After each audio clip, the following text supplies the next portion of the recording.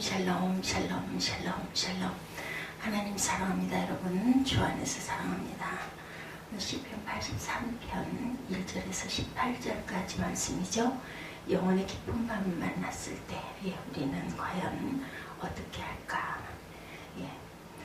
1절에 보니까 하나님 묵묵히 계시지 마십시오. 침묵을 지키지 마십시오. 이렇게 시작합니다. 조용히 계시지 마십시오. 주님의 원수들이 소리 높여 떠들고 주님을 미워하는 자들이 머리를 지켜들기 때문입니다. 그들은 주님의 백성을 치려고 음멸을 꾸미고 주님께서 아끼시는 이들을 치려고 모의하며 가자 그들을 없애버리자. 나라가 되지 못하게 하자. 이스라엘이라는 이름을 다시는 기억하지 못하게 하자고 말합니다. 그들은 한 마음으로 모의하고 주님과 맞서려고 동맹을 맺었습니다. 에돔과 이스마엘 사람들, 모압과 아라갈 사람들, 그발, 암몬, 아말렉, 블레셋, 두로에 사는 사람들이 그러하고 아시리아까지 그들과 힘을 합하여 롯의 자손을 도왔습니다. 주님 미디안에게 하신 것 같이 기송감에서 시스라와 아빈에게 하신 것 같이 그들에게도 그렇게 해주십시오.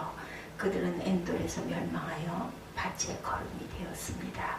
주님, 그들의 장수들을 오렉과 스엘과 같게 하시고 모든 왕들을 세바와 살무나와 같게 해주십시오. 그들이 부끄러움을 당하고 영영 공포에 찔려 수치를 쓰고 멸망하게 해주옵소서. 하나님의 이름은 주이시며 온 세상에서 주님만이 홀로 가장 높은 분이심을 알게 해주옵소서. 그들은 하나님의 목장을 우리의 소유로 만들자고 말하던 자들입니다. 나의 하나님, 그들을 바람이 굴러가는 엉금교와 쭉정이와 같게 해주옵소서. 살림을 태우는 불길처럼 산들을 삼키는 불꽃처럼 주님의 회오리 바람으로 그들을 쫓아내 주십시오.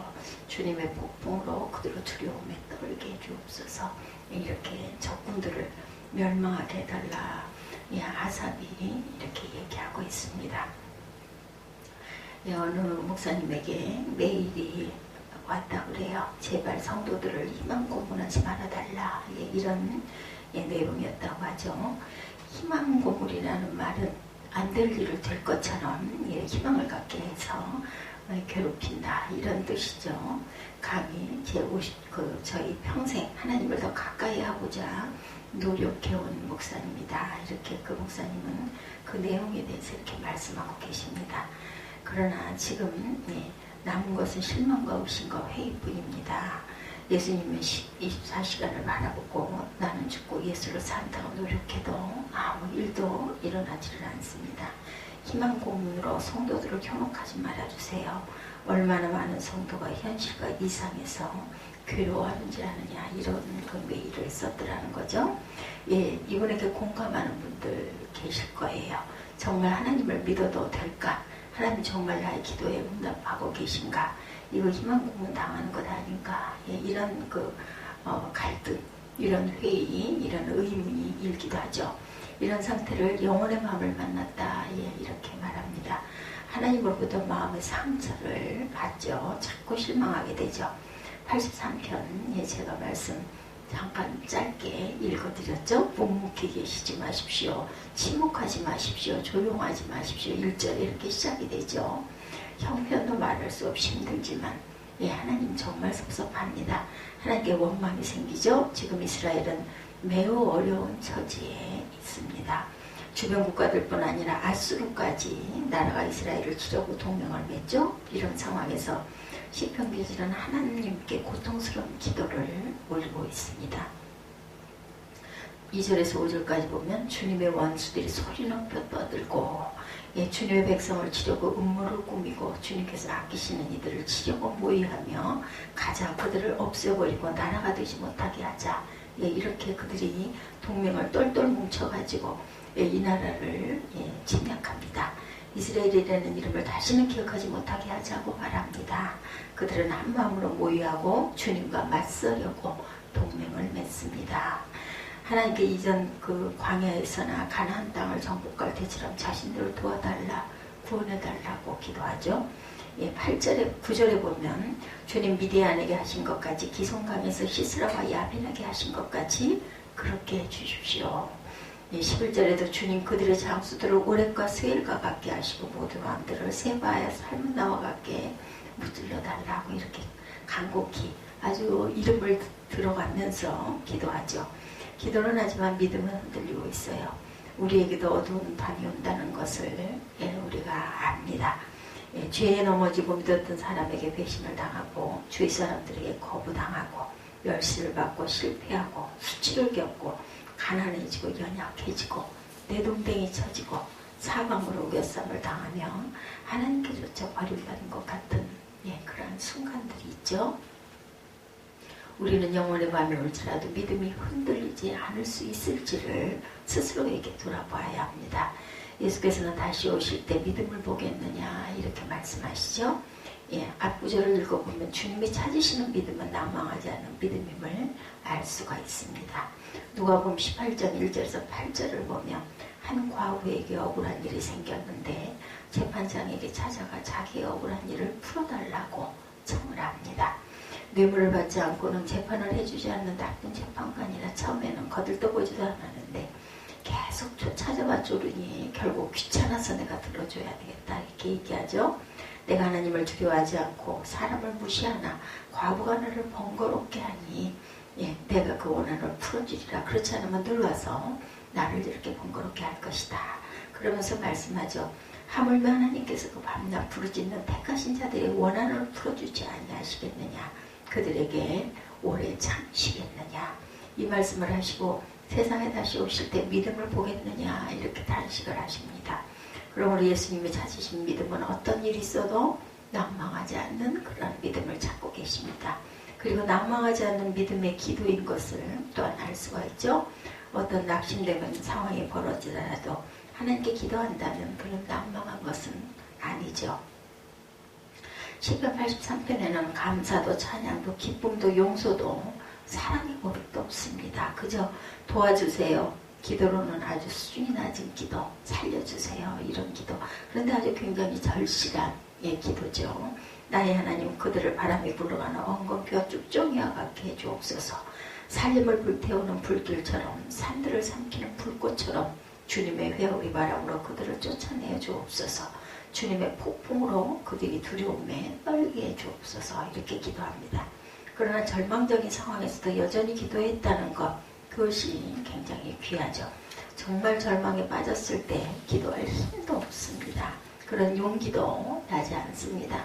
그런 기대도 안 하게 되죠.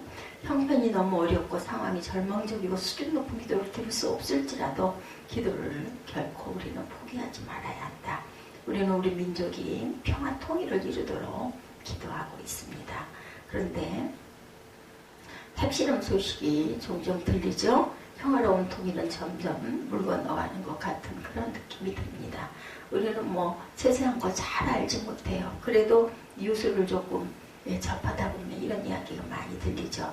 이때 주님은 말씀하시죠. 내가 낭망하지 않는 믿음을 보겠느냐. 우리가 낭망하지 않는 믿음이 있어야 됩니다. 언젠가 우리 민족에게 절망일까. 성도들이 민족을 위하여 기도하기를 그치는 순간이 절망인 것이죠.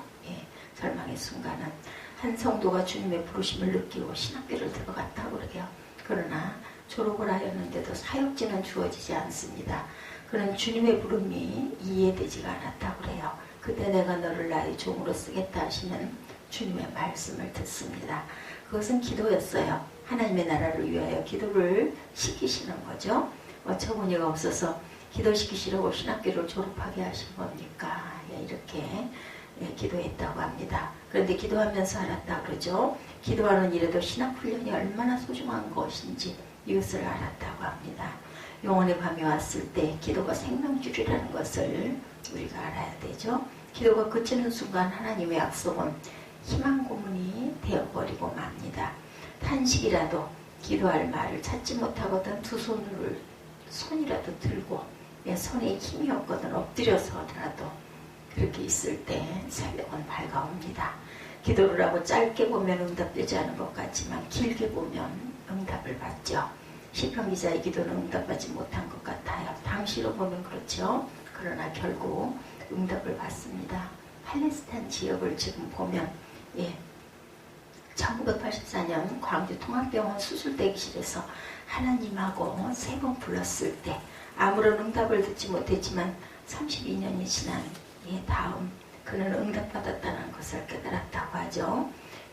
나의 모습, 그 사역지 주어지지 않았을 때 나는 도대체 왜 신학교를 갖고 하나님을 왜 부르셨을까 했는데 32년 후에 보니까 우리가 일제강점기 때 나라를 위해서 해방을 위해서 기도했는데 30년이 넘게 하나님은 침묵하셨지만 결국은 30년 후에 응답이 되죠.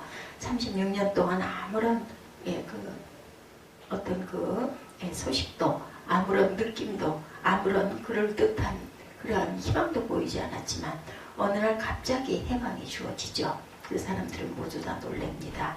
그때 어느 독립운동가가 이 땅에 해방이 이렇게 빨리 올 줄 꿈에도 몰랐다라고 고백했다고 그래요. 함석헌은 해방이 이렇게 도둑같이 왔으니 이 방은 분명 하늘이 주신 선물이다. 그 함석헌 선생님께 고백했다고 합니다. 36년 동안 기도하다가 지쳐 죽어간 사람들도 많죠. 고문받고 평장에 이슬로 사라진 사람들도 너무나 많습니다. 그러나 막상 응답되고 보니 이렇게 빨리 응답이 될 줄은 몰랐다라는 목소리들이 많이 있었다 그러죠. 영원히 밤이 왔다고 깨달았을 때 기도와 함께 반드시 못 놓치지 말아야 할 것은 성경이죠. 하나님께서 우리에게 영원의 밤을 허락하시는 이유가 있습니다. 이전에 알지 못하던 새로운 하나님을 알게 되는 거죠. 영원의 밤은 하나님이 계시지 않은 듯 느껴지는 절망의 순간이기도 하지만 역설적으로는 영원의 밤 한가운데서 우리는 하나님을 또한 새롭게 만나게도 됩니다. 평소에도 보이지 않는 하나님이신데 영원의 밤은 어떻게 만날까? 성경 안에서 우리가 만나게 되죠. 오늘 시편 83편에서 시편 기자는 자신들의 문제가 주의 열나라가 연합해서 우리를 치러오리라고 생각합니다. 온통 그 기도죠. 처음부터 끝까지. 그러나 우리는 그들이 왜 이런 어려움을 겪었는지를 또한 알게 됩니다. 신명기 8장에서 모세가 가나안 땅에 들어가기 직전에 이스라엘 백성들에게 이미 하신 말씀이죠. 신명기 8장 19절에 내가 만일 내 하나님 야훼를 잊어버리고 다른 신들을 따라 그들을 섬기며 그들에게 절하면 내가 너에게 증거하노니 너희가 반드시 멸망할 것이다. 이렇게 말씀하죠. 야훼께서 너희 앞에서 멸망시키신 민족들같이 너희도 멸망하리니 이는 너희가 너희 하나님 야훼의 소리를 청종하지 아니함이니라. 이 말씀이 이루어집니다. 시편 기자는 매 맞아서 아프지만 왜 자신들이 매를 맞았는지 깨닫고 회개하는 내용은 없어요. 하나님을 몰랐기 때문이죠. 하나님의 뜻을 말씀을 모르면 영원히 밤은 하나님의 희망 고문일 뿐입니다. 그러나 말씀을 붙잡으면 영원히 밤은 새로운 믿음의 눈이 뜨이는 은혜의 때입니다. 미국의 빌리그레암 목사님께서 찰스 템플턴이라는 단짝 친구가 있었어요. 그분은 빌리그레암 목사님과 젊은 시절에 전 세계를 같이 순환하면서 복음을 증거했던 전도자였습니다. 그런데 템플턴 목사와 신앙적 회의에 빠져요. 그만 사진 한 장 때문이었다고 합니다. 라이프지에 실린 이 사진은 북부 아프리카의 한 지방의 여인이 굶어 죽는 아이를 안고 원망이 가득 찬 눈으로 하늘을 쳐다보는 그런 사진이었다고 그래요. 그것은 처참한 가뭄을 겪고 있는 곳이었고 템플턴은 지금 이 여자에게 필요한 것은 비인데 비를 내려주지 않는 신이 사랑과 자비의 창조주일까? 이런 그 회의가 들었다고 합니다. 하나님이 우리를 진정 사랑한다면 이 여인이 받는 고통을 과연 어떻게 설명할 수가 있느냐? 더 이상 믿을 수가 없다. 이런 그 한탄이 들었다고 그러죠. 그는 방황하다가 도서관에 들어갑니다. 수많은 책을 읽으며 자신이 방황하는 문제에 답을 찾으려고 했다고 그래요. 그러나 불가지론이 되고 맙니다. 1957년 결국 그는 목사의 직분을 버리고 성경도 믿지 않겠다는 선언을 해버리고 교회를 떠났다고 하죠. 빌리그레암 목사도 템플턴이 회의에 빠진 것을 알고 도와주려다가 템플턴의 논리적인 설명에 믿음이 흔들렸다고 그래요. 그러던 빌리그레암은 산으로 들어갑니다. 회의와 의심 가운데 산속을 거닐다가 달빛 비치는 샌퍼드 나디노 산에서 무릎을 꿇었다고 그러죠. 그리고 성경을 붙들고 기도했다고 해요. 아버지 믿음으로 이 책을 아버지의 말씀으로 받습니다. 지식적 의문과 회의보다 믿음을 더 앞자리에 두겠습니다. 그 후로 빌리그레암은 더 확신에 찬 전도자가 되었다고 그러죠. 영혼의 밤을 지나는 비밀은 성경에 있죠. 말씀을 붙잡지 않으면 영혼의 밤을 만난 자에게 하나님의 은혜와 사랑은 희망 고문일 뿐입니다. 고린도서 1장 8절에 형제들아 우리가 아시아에서 당한 환난을 너희가 모르기를 원하지 아니하노니 힘이 겹도록 심한 고난을 당하여 살 소망까지 끊어지고 우리는 우리 자신이 사형 선고를 받은 줄 알았으니 이는 우리로 자기를 의지하지 말고 오직 죽은 자를 다시 살리시는 하나님만 의지하게 하심이라 이렇게 말씀하죠. 살 소망이 끊어졌다. 오늘 고린도후서에 이렇게 나타납니다. 절망의 상황이었다는 말이죠. 소망이 다 끊어져 버렸어요. 바울처럼 귀한 종에게 왜 절망이 왔을까? 전도하지 않는데 왜 절망스러운 일을 겪게 하시는 것입니까? 바울의 고백을 들어보면 이는 우리로 자기를 의지하지 말고 오직 죽은 자를 다시 살리시는 하나님만 의지하게 하십니다. 절망의 순간에 바울은 하나님만을 의지하는 것을 배웠다라는 거죠. 히브리서 11장 6절에 믿음이 없이는 하나님을 기쁘시게 하지 못하나니 하나님께 나아가는 자는 반드시 그가 계신 것과 또한 그가 자기를 찾는 자들에게 상 주시는 있음을 믿어야 할지니라. 이 말씀은 하나님을 이미 믿는 자에게 하신 말씀이죠. 하나님께 나아가는 자는 하나님을 믿으니 하나님께 나아가는 거죠. 하나님을 이미 믿는데 왜 하나님이 계심을 다시 믿어야 한다는 것일까? 하나님을 믿었지만 하나님이 계시지 않은 듯 느껴지는 순간이 오기 때문입니다. 영혼의 밤이죠. 그때 평소에 전혀 알지 못하던 하나님을 그 영혼의 밤에서 만나게 됩니다. 다윗을 보면 하나님을 믿는데 어찌 저리 다를까 하는 생각이 들죠. 그는 사망의 음침한 골짜기로 다닐지라도 원수의 목전에서도 부족함이 없다고 고백합니다. 그것은 항상 동행하시는 하나님을 믿었기 때문이죠. 주께서 나와 함께 하심이라 내 평생의 선하심과 인자하심이 반드시 나를 따르리니. 다윗은 이 믿음의 영혼의 밤을 거친 사람의 믿음이죠. 다윗은 영혼의 밤을 거치면서 늘 동행하시는 하나님을 알고 나면 다윗은 환경이 좋고 나쁜 것이 문제가 되지 않습니다. 영혼의 밤은 우리가 나는 죽고 예수로 사는 믿음의 길로 들어서는 그러한 관문이죠. 교회들이 보면 30년 역사, 10년 역사, 50년 역사, 아니면 100년 역사, 그래서 100주년 기념관이 있기도 하죠. 연세대학교에 보면. 그러나 10년 전 엄청난 변화를 가져오죠. 일반적으로 역사가 오랜 교회는 변화되기가 힘듭니다. 그런데 그런 교회도 또한 있다라는 거죠. 그것은 그때 그 교회가 영혼의 밤의 시기를 보내고 있었기 때문이다. 어떤 목사님이 이렇게 말씀합니다. 날마다 눈물과 탄식의 기대를 올렸고 교회가 존폐 위기에 몰렸습니다. 어려워도 너무 어렵다 그러죠. 그러나 그것 때문에 철저히 죽을 수도 있었지만 그들의 전통, 생각, 경험 모든 건 내려놓고 예수를 바라볼 수 있었던 것은 오직 말씀이고 믿음이었다. 이렇게 고백하십니다. 교회도 성도 여러분의 개개인도 이 교훈을 절대로 잊어서는 안 되겠다. 영혼의 밤을 두려워하거나 낙심하지 말고 원하는 일을 이룰 수는 없지만 특별한 은혜의 때임을 우리가 믿고 가야 되겠죠. 나는 죽고 예수로 사는 믿음을 갖게 하는 기회이기도 하다라는 것. 보이지 않지만 분명히 함께 하시는 주님을 바라보는 눈이 뜨이는 귀한 기회가 됩니다. 그래서 보이는 것은 누가 안 믿을 자가 없죠. 보이지 않는 것을 우리가 믿는 것이 바로 믿음입니다. 영혼의 밤이 올지라도 두려워하지 말고 평소에 주님을 바라보는 일을 소홀히 하지 않는 저와 여러분들이 되시기를 주님의 이름으로 축복합니다.